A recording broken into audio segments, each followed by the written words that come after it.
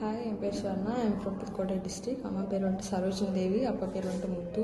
நான் வந்து வைரம் சிபிஎஸ்சி ஸ்கூலில் படித்தேன். ஃபர்ஸ்ட் அட்டெம்ப்ட்டை வந்துட்டு ஒரு 427 அந்த ரேஞ்ச் எடுத்தேன்.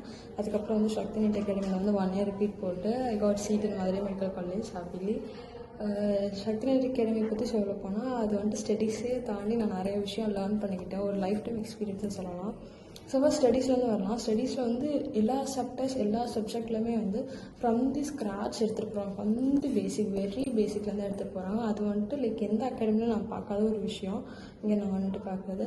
அதுக்கு அடுத்து அதை முடிச்சுட்டு வந்து சாப்டர் வைஸ் டெஸ்ட்டு வந்துட்டு லைக் நல்லா மார்க் எடுக்கிறவங்களுக்கு வந்துட்டு ரிவார்ட்ஸ் அண்ட் அவார்ட்ஸில் தருது. அது வந்துட்டு ஒரு பூஸ்டிங் ப்ராக்டிஸ் மாதிரி எங்களுக்கு.